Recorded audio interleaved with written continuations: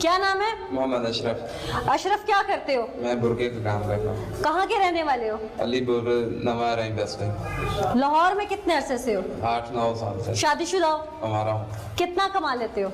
20-25। कारी साहब की बेगम से तुम्हारी दोस्ती कैसे हुई? हमारी दोस्ती गाड़ी में हुई थी। गाड़ी में कोई किसी के साथ नहीं बैठ जाता, कैसे हुई?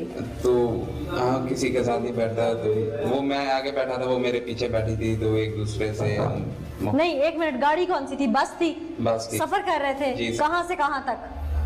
गांव से आ रहे थे लाहौर। कितना फासला है गांव से लाहौर का? तकरीबन 8 घंटे का। ठीक है। आप बस में थे, वो भी बस में थी, अपने शौहर के साथ थी वो? जी, उस वक्त मुझे नहीं पता था कि वो शौहर है उसका। लेकिन कोई मर्द तो था ना उसके साथ? जी, अच्छा, फिर एक दूसरे को देखने के बाद एक दूसरे का इरादा बना नंबर देने का, तो नंबर मैंने उसे दिया। वो मेरी सीट के पीछे बैठी थी। कैसे दिया नंबर? सीट से ऐसे उसने कहा कि लिख के दो मुझे। मैंने फिर वहाँ पंप पे गाड़ी रुकी, तो वहाँ मैंने नंबर लिखने के बाद उसे सीट से नंबर दे दिया था। फिर उसके बाद हमारा कोई 5-6 महीने से हम एक दूसरे से बात करते रहे। कभी ज्यादा व्हाट्सएप पे बात होती थी, उसके बाद कभी कभी दूसरी कॉल भी हमारी होती थी। कितना अर्सा बातचीत चली? 5-6 महीने बात हुई। 5-6 महीने किस तरह की बात होती रही? प्यार मोहब्बत की बातें होती। डायरेक्ट ही? जी बिल्कुल। पता चल गया वो शादीशुदा है? जी, उस वक्त भी बाद में मुझे पूरा पता चला कि कितने अरसे के बाद? तकरीबन 3-4 माह के बाद पता। 4 माह के बाद कैसे पता चला कि वो शादीशुदा है? मैंने खुद पूछा था कि आप शादीशुदा है? उसने कहा हाँ जी मैं शादीशुदा हूँ। फिर उसके बाद 4 माह तक तो आपको उसके बारे में पता नहीं था। कुल आपकी 6 माह बात हुई, यानी कि 4 माह तो निकल गए, 2 माह मोहब्बत चली। उसके बाद फिर हमारी आगे भी बात होती थी। तकरीबन 8-9 साल हमारी एक दूसरे से मोहब्बत थी। उसका शौहर तो था, तुम्हारे साथ दोस्ती करने की वजह क्या थी? ये मैंने कभी उससे पूछा नहीं था। कभी उसने शौहर के बारे में बताया हो कि मैं इससे तंग हूँ? मैंने पूछा था कि क्यों, उसने कहा कि मुझे अच्छा नहीं लगता। क्या वजह थी? वो आजाद ख्याल थी, कोई पढ़ी लिखी थी, वो मौलवी था तो ये अनपढ़ था, क्या वजह थी? ये कभी इसके बारे में मैंने कभी उससे बात भी नहीं की थी। कि ये नहीं पूछा कि वो आप उसे इतना क्यों नफरत करती है, ये आपको क्या समझ आई क्यों करती होगी? ये हो सकता है, मैंने कहा शायद मौलवी होने की वजह से। वो मौलवी होना तो काबिल सत्ताइश बात है कि अलामा है। वो बिल्कुल ठीक है, लेकिन मैंने इससे इस तरह की मैं कभी उससे मैंने ज्यादा बात नहीं की थी। फिर आपने ये सोचा नहीं कि वो एक शौहर की नहीं बन रही, वो मेरी कैसे बन सकती? मैंने ये सोचा कि हो सकता है इंसान का एक दूसरे पे दिल आने के बाद मोहब्बत बढ़ जाए।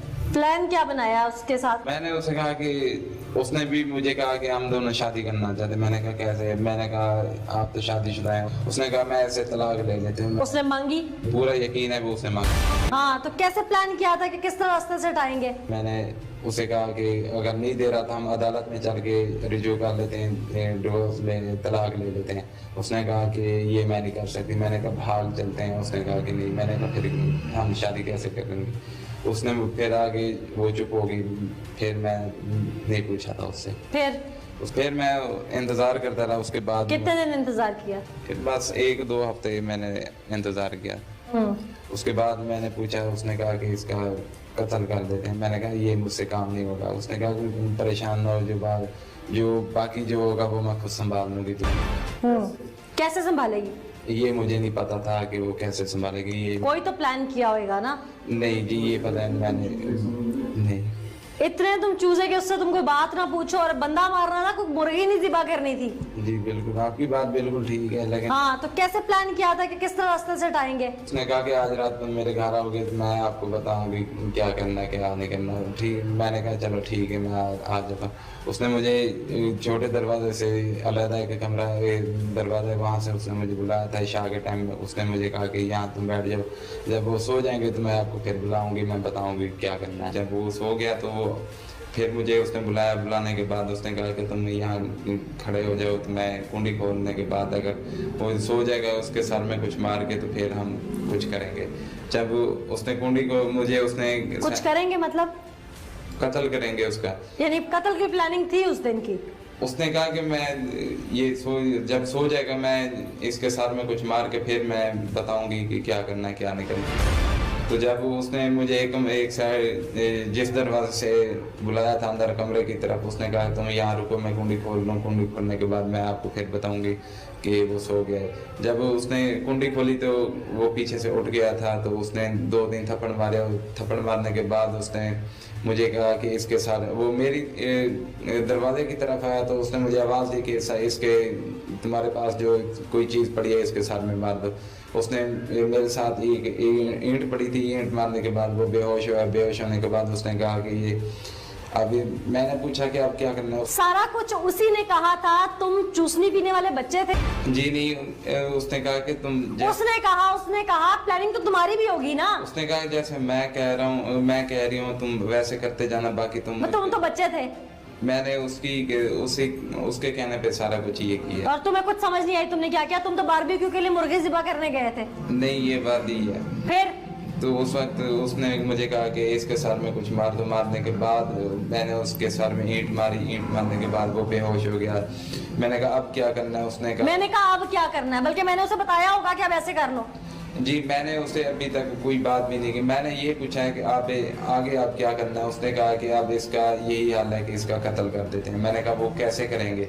उसने कहा कि ये छुरी लेने के बाद हम दोनों इसके गले पे काटने के बाद तुम चले जाना, बाकी मैं खुद संभाल दूंगा। फिर उसने मुझे छुरी दी। छुरी देने के बाद वो मेरे साथ खड़ी रही। उसने मेरे मुंडे पे बाजू पकड़ के उसने कहा कि तुम इसके गले पे छुरी फेरो। एक बार तुम बहुत मासूम थे कि कोई तुम्हारा बाजू पकड़े किसी गले पे छुरी फेरवा देगा। नहीं, उस वक्त वो मेरे आंखों में बस वो कहते हैं कि जैसे इंसान को मोहब्बत आ जाती है। मेरे अकल और आंखों पे पर्दा आ गया था। मुझे कुछ समझ नहीं आ रही थी मैं क्या। सारा पहाड़ा भी उसी ने पढ़ाया हुआ जब सुना रहे हो? जी बिल्कुल, उसी ने पढ़ाया हुआ है। ये उसने कहा कि जैसे मैं तुम्हें कह रही हूँ बाकी तुम मुझ पे छोड़ दो। ऐसे बोलते जाना बस, जैसे मैं कह रही हूँ। जी, मैं भी कुछ कहूँगी तो ऐसे कह दोगे? जी नहीं, हर किसी की बात एक नहीं होती। क्यों? उसके क्या बात में फर्क कैसा? वो मोहब्बत उससे हो गई थी इसलिए। पकड़े जाने के बाद अब मुलाकात तो ही होगी उससे? जी, एक बार मुलाकात हुई। क्या प्लानिंग की है? अभी तक ये बात है हमने आपस में। कोई आंखों में हौसला दिया उसने? जी दिया तो बहुत।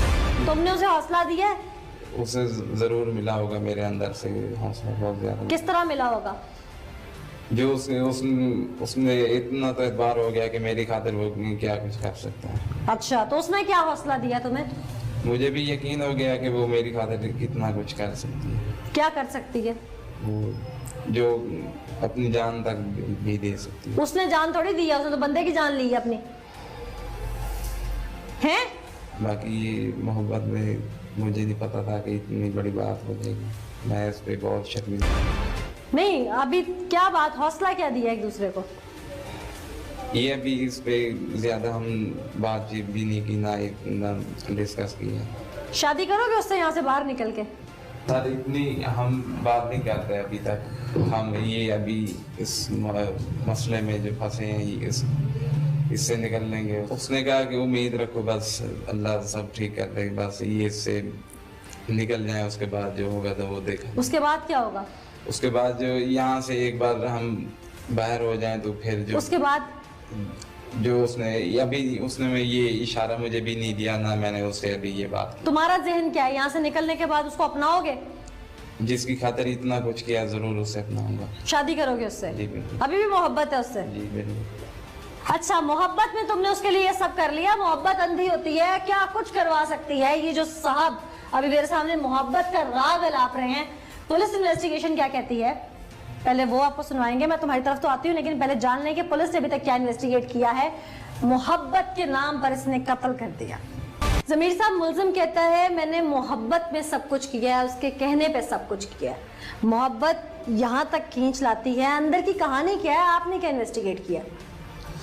जी बिल्कुल, मोहब्बत अंधी होती है और मोहब्बत के अंदर बंदा कुछ भी कर सकता है। हमारी तफ्तीश में भी यही स्टोरी है कि ये दोनों शादी करना चाहते थे। इन दोनों की मोहब्बत इस नहज पे पहुंच चुकी थी कि इन्होंने उस आदमी को, जो मौलवी है, जो कारी आसिफ है, उसको कत्ल किया सिर्फ इस वजह से कि ये दोनों एक हो सके।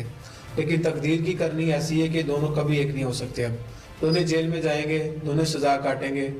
मोहब्बत हासिल करने के लिए उसने इनका गला काटा, इसको रास्ते से हटाने के लिए कि हम एक हो जाएं। सिर्फ यही एक वजह थी, और इसके अलावा कारी साहब से इस उस्मान की कोई जाती रंजिश नहीं थी। उस्मान या अशरफ? अशरफ उर्फ उस्मान। उस्मान के नाम से मशहूर था ये उस्मान के नाम से कारी साहब और कारी साहब के जो दूसरे जानने वाले थे उनमें ये उस्मान के नाम से मशहूर। ट्रेस कैसे हुआ ये ट्रेस इस तरह हुआ कि जब कारी साहब का मर्डर होता है तो कारी साहब के भाई ये बताते हैं कि ये 23 जनवरी को वकूए से 4 दिन पहले इनका एक नैब इमाम होता था इस्माइल, उसने बाटापुर के इलाके से जब कारी साहब इमाम मस्जिद थे वहां से एक लड़की भगा के ले गया था। तो उसका बाप इनके पास आया था कि आपका नैब इमाम मेरी बेटी को भगा के लेके गया है तो मुझे मेरी बेटी वापस चाहिए, क्योंकि आपके जेरे साया वो था, आपका नैब इमाम था। तो कारी साहब जो थे वो इस्माइल के घर जाते मुजफ्फरगढ़, वहां से वो बच्ची के घर वालों से, लड़के के घर वालों से बात करके इस्माइल को समझा के लड़की 2 दिन के बाद लाके उसके बाप को वापस दे देते हैं। तो वहां पे ये औरत जो कारी साहब की बीवी है ये रंग ये देती है कि ये कत्ल इस्माइल पे डाल जाए। तो वो ये बताती है कि इस्माइल से चूंकि लड़की वापस लेके उसकी मोहब्बत छीन कर कारी साहब ने वापस दी थी, तो ये इस्माइल का काम हो सकता है, उसने बदला लेने के लिए उसने अपने जो मोहब्बत छीन कर वापस की थी उसके रंज के अंदर कारी साहब को कत्ल किया। जब हम इस्माइल को पकड़ के लाते हैं मुजफ्फरगढ़ से 2 दिन के बाद, उसकी इन्वेस्टिगेशन करते हैं, तफ्तीश करते हैं, दौरान तफ्तीश वो हमें ये बताता है कि मैंने कत्ल नहीं किया, बल्कि कारी साहब ने मुझे एक दफा ये स्टोरी सुनाई थी, एक बात बताई थी कि उनकी मिसेस का किसी उस्मान नामी लड़के के साथ अफेयर है। एक दफा मैं छत पे नमाज पढ़ा के जब अपने कमरे में गया तो वो लड़का मेरी बीवी के साथ वहां मौजूद था, तो मैं साइड पे हट गया और वो लड़का चला गया। मुझे अब डर है कि कहीं मेरी बीवी मुझे कत्ल ना करवा दे, तुम मेरे साथ चलो, मैंने अदालत में स्टाम्प देना है, बयान देना है इस बात का कि अगर मुझे कल को कुछ होता है, मेरी जान को अगर कोई नुकसान पहुंचता है तो उसकी जिम्मेदार मेरी बीवी और उसका वो जो आशरा है उस्मान, वो दोनों होंगे। हमने उस्मान के नंबर की सीडीआर हासिल की, कारी साहब की बीवी की सीडीआर हासिल की, वहां से हमें कोई मशकूक नंबर जिसपे ज्यादा लंबे राब्ते थे वो नंबर हमें मिले, उस पर हमने ट्रेस किया। वो अशरफ नामी ये जो लड़का है उस्मान, इसके नाम पे वो सिम रजिस्टर्ड थी।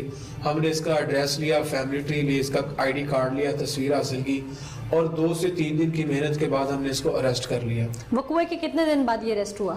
ये तकरीबन 3 दिन बाद अरेस्ट हो गया। और ये एडमिट कर गया सब कुछ? हाँ, जिसने कन्फेस किया कि हाँ मैंने ही कत्ल किया है। ठीक, आला कत्ल वगैरह बरामद हो गया? जी, आला कत्ल बरामद। कारी साहब की बेगम ने कन्फेशन कर लिया?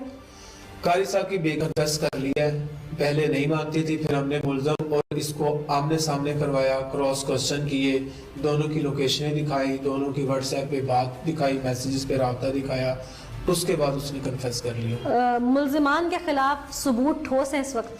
जी, हमारे पास अल्हम्दुलिल्लाह काफ़ी ज़्यादा सबूत है कि हम इनको अच्छे तरीके से चलान कर सकते हैं और सजा करवा सकते हैं। मुद्दईयत किसके पास है? मुद्दई मकतूल के बड़े भाई हैं कारी अजमल साहब, उसके पास है। ठीक।